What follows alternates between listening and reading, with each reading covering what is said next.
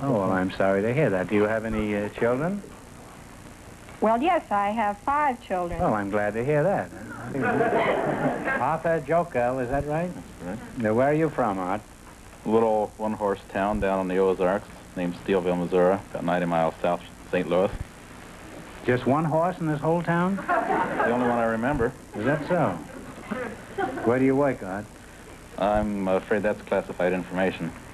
You mean I have to look it up in the yellow pages? What do you mean it's classified? Well, it means I can't tell about it in public. Well, if you won't talk, you might as well close up shop now and go home, huh? Don't we have, do you have anything else we can discuss, like your in-laws? Oh, we can talk about my hobbies, perhaps. Okay, if you're sure the police won't close us up. What is your hobby? One-horse towns? Horses? Huh? No, firing rockets. What kind of a racket? Slot machine? Numbers? FHA? No, ours goes... Is there any particular purpose behind this hobby? Are you we're... shooting for anything special?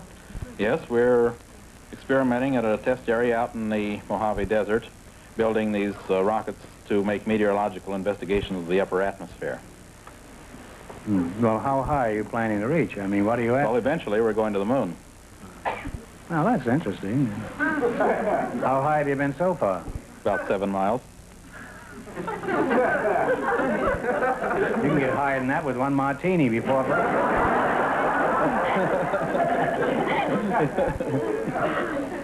Why do you want to go to the moon? Are you mad at your wife, or are you crazy about green cheese? You know, the moon is made of green cheese. A lot of people don't know that. No, we want to find out what's on the other side. I have a reservation on well, the first I think so, huh? If my wife will let me. I think it'd be very foolish not to have a reservation. Make it down there and then not be able to get on, you know. I'm worried about getting on. I'm just worried about getting back. Oh, you plan on coming back again? Oh, yes. Well, it sounds like a very interesting hobby. There's no air and no water there. It's a nice trip. It's better than going to Europe or any place. In Europe, they have water and wine and food and everything. Here, it's real comfortable. No air and no water.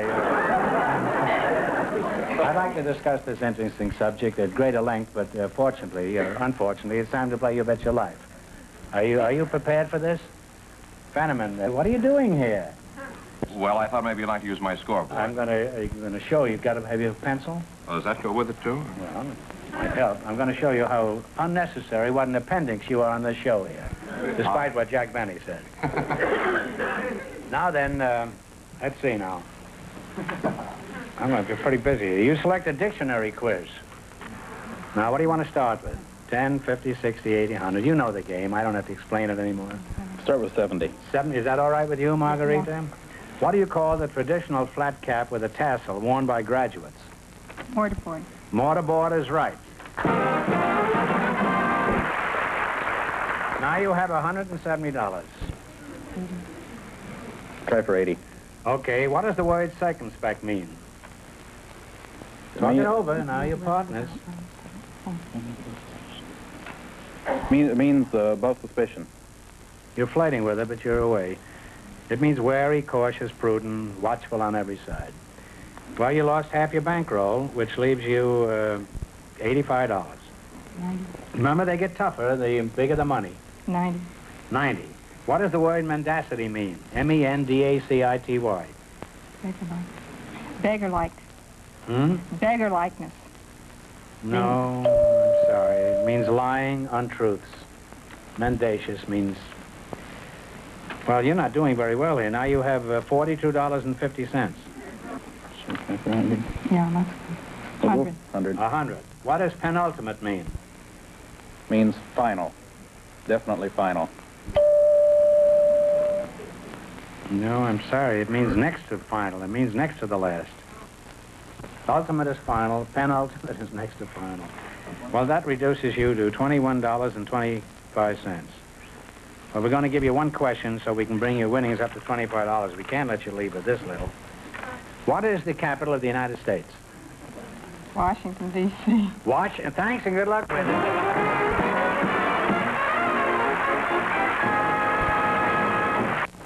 Mrs. Liza Alexander and George Gerling. Mrs. Alexander, I'll start with you. Do you mind if I call you Eliza? Oh, I'd love it. Everybody calls me Liza. Why don't you just call me Liza? Well, I sure will. Thank you, honey child. Now, where you from, Liza? Maine or Vermont? Well, I grew up on a cotton plantation near Goldsboro, North Carolina. Is that so? Is that near Bald Weevil? Well, tell us about life on the old plantation, Liza. What was it like down there Well, in the the levee? plantation life then was so wonderful. They've cut it all up into tobacco farms now. But we had a fish pond and had our own governess and carriage horses and buggy horses and saddle horses, everything that made children happy. What do you mean, buggy horses? Were they crazy? My father had a little buggy, and the horse did, was huh? never hitched to anything. My father had a little but the buggy, too. My father was a little buggy. Well, you certainly are a genuine Southern belle, Liza. I thought you all were gone with the wind, huh? Let's see, who are you again? I assume you must be here for a reason, Mr. huh? George Goralnik. I beg your pardon? Mr. George Goralnik. You looking for Mr. George Geralnik? No, I'm George Goralnik. You're George Geralnik? Well, where were you born, George? Well, I really don't know, Groucho.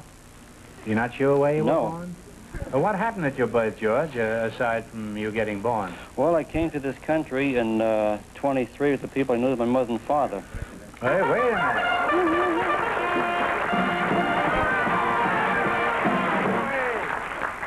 You said people, that's the secret word, so you win $50, and you win $50. Thank you. Now tell us this again. Well, I came to this country with some people I knew as Who came from to this country? me and some people I knew as my mother and father. According to my people I knew as my father and mother, I was born in Harbin, Manchuria. And Where? In Harbin, Manchuria. Harbin, Manchuria. Yeah, my name should be Goralnik. And a woman claimed 4 years ago I was born in Harbin in the Kank, Siberia. And I really don't know who I am now. Where?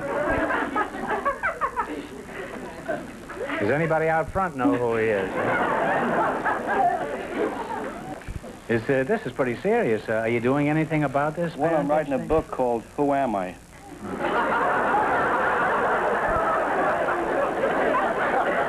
Well, how can you write a book when you don't even know who the author is? No, because this woman named Gertson said that I was her son. And now, according... Ladies, tune in again tomorrow for another thrilling chapter of Gertson's Other Girling. Well, you're certainly throwing me, George. Now, let's see how a man from Manchuria and a Southern belle work together as a team.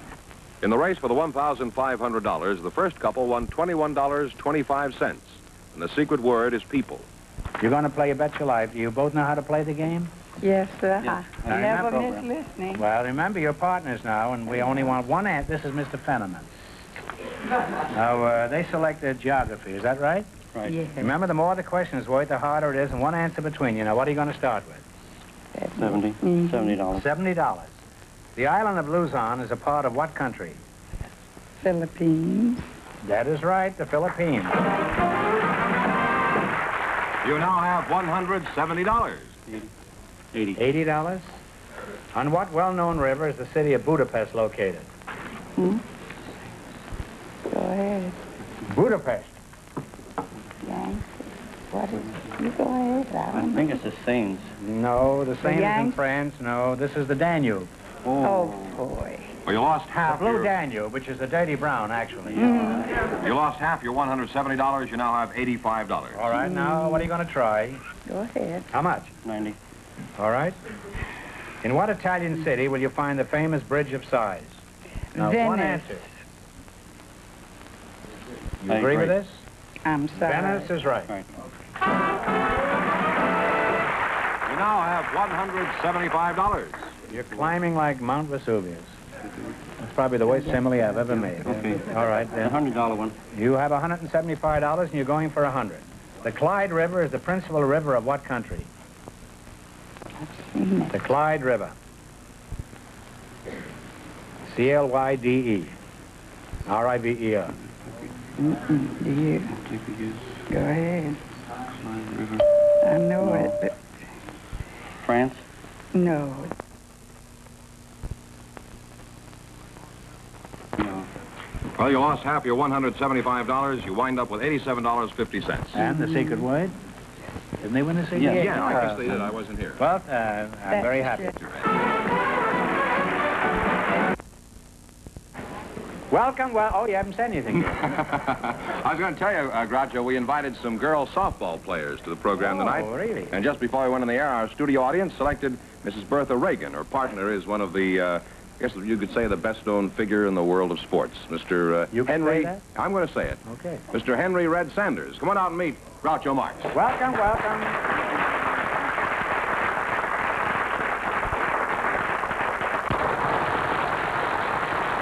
Say the secret word and divide $100. It's a common word, something you see every day. Red Sanders, well, glad to shake hands with you, Thank Mr. you. Sanders. Groucho. Mr. Sanders happens to be one of the best jockeys in the country. I'm only kidding, Red. I know you're one of the country's greatest football players, coaches, and since you've been out here, the University of Southern California has been a different team. Isn't that right, Red? Everything right except where I coach. I'm at UCLA. I was aware of that. That's why I said USC has been a different team since you've been out here. I'll get back to you in a moment, Red. I want to find out a few things about this young lady over here. And no coaching from the sidelines, please. Let's talk about your ball playing. Are you on a professional team, Bertha? No, I'm on an amateur team. Or you're a Simon Pure? You know what a Simon Pure is, don't you? Huh? That's Well- an amateur that gets paid. No, I'm Nothing not. personal, Miss Red. Now. Yes, sir. Well, let's talk about your ball playing, Bertha. Are you on a professional team?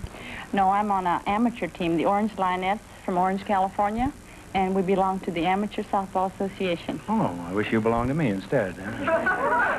Is your team any good, Bertha? And if you're in last place, you don't have to answer that, you know. No, I think we're the best. We were 3 times world champions and 2 times runners-up. Well, congratulations. Thank you. Don't tell me you beat Cleveland, too. Huh?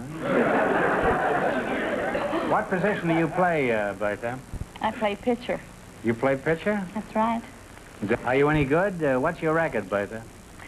I have the world's record for 106 no-hitters and 11 perfect games and 143 scoreless innings.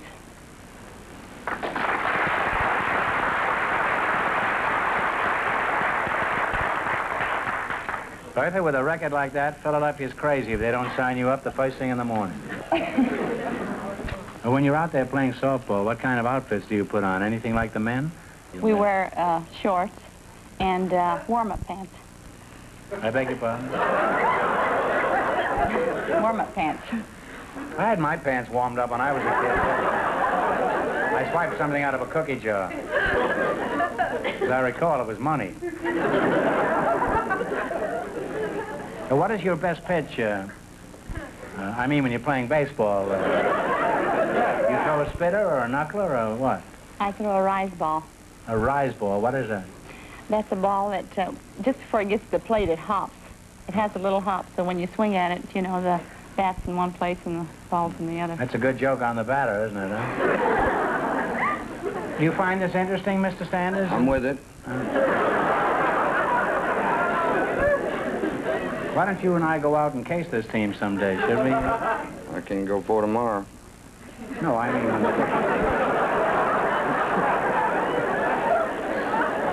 I thought we'd go tonight, huh?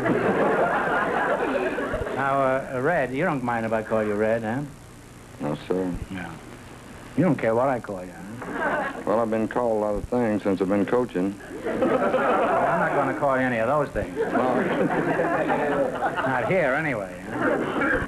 Well, what makes a good coach, Red, huh? I think I can answer that emphatically. Players. Good players. More the better. Well, if I'm going to make a colorful character out of you, you've got to give me better answers than that, Red. At this rate, Warner Brothers will never make the story of your life. That'll be a severe blow to Pat O'Brien. Well, how do you get good players? Is that part of your job, Red? I wish our supporters would find out. Well, how do you get them, Red? Well, From high schools and prep schools. You hang around the high school? No, sir. In this conference, it's wicked to be caught around a high school. You can't be seen on a high school campus talking to boys. It's against the rules. Well, I wasn't talking about boys. Well, I understand every coach has a different system. What is yours, Red? Do you pace up and down with your trench coat open or button? No, I'm not a nervous type. I just kind of take it sitting down. You're the laconic type, you mean? You get pretty nervous the night before a game, Red? I really don't. I don't know that it helps, but I sleep the night before every game. I've been able to sleep the night after the game. Have been accused of being asleep during the game. Well, which are you now, awake or asleep? I don't know, stay about the same during the season, kind of numb. You don't get ulcers or anything, huh? Well, Coach Sanders, it's been nice talking to you. You're a real nice guy, and a very modest one, too.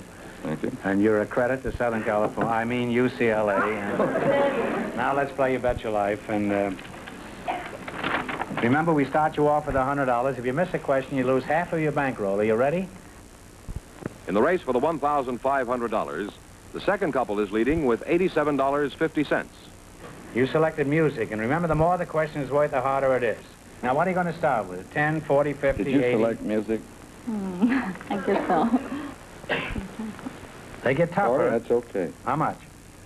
Just 40? 40. All right. B. Lilly and Gertrude Lawrence starred in Charlotte's Revue in 1924. This song was one of the great hits. What does it play, Meekin? Mr. Meekin. Limehouse Blues. Limehouse Blues is right. We now have $140. Now, Mr. Sanders, I know you believe in team play, so for the next 3 questions, I suggest that you discuss this with your partner. Don't like to break any rules. Okay. Never broke a rule, Red? I didn't say that. I said I didn't like to. What are you going for? What's 60, 80, 90, 20, 10? 80? Okay. The little ones are easy. Oscar Hammerstein and Jerome Kine wrote this song in 1932. You identify it. Play it, Jack.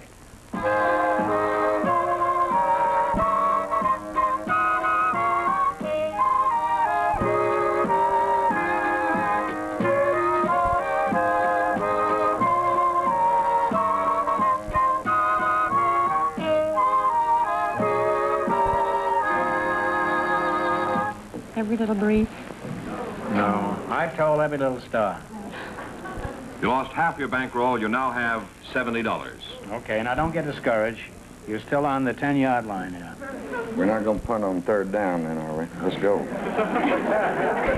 Okay, what are you going to put? 50, 20, 10, easy, hard? 50? We'll just have to get that, isn't it? 50. Is that all right? Harry Tobias and Jules Lemaire wrote one of the best-known popular songs of the last 25 years. The orchestra will play it. You identify it. Play it, Jack.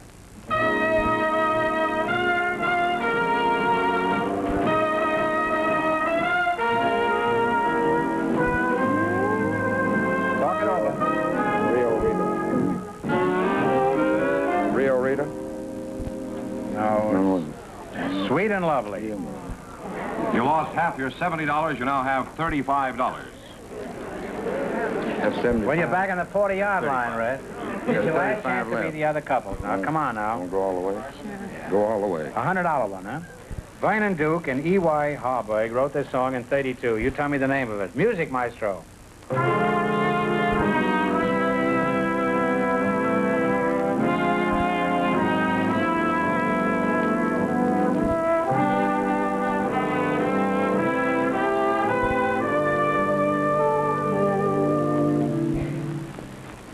Take a guess. Sure is pretty, but I don't know it. Red, I wish I could help you. It's April in Paris. And you wind up with $17.50. Well, we can't let you leave here with $17.50. We're going to give you one question to bring it up to 25. What animal eats ants? Anteater. An anteater, by Why did you think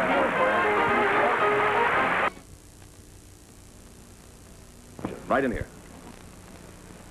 Here it is. The daughter of the Grand Vizier, I guess, of the Indies, supposedly related the stories of the Arabian Nights. For $1,500, what was her name? Talk it over. I don't know. Madam somebody that was over here. I don't know. No, I never heard of it. I don't know. Well, if you don't know, take a guess. Adam Abdullah? That, No. It's Scheherazade. Well, that means the big question next week will be worth $2,000. Well, they lost the big money, but how much they win the quiz, George? $87.50. And the secret word? I believe you said people, didn't you? Yes, that gives them a total of how much, George? $187.50. Well, congratulations and thanks to both of you and to all of our Thank contestants you. on the show tonight.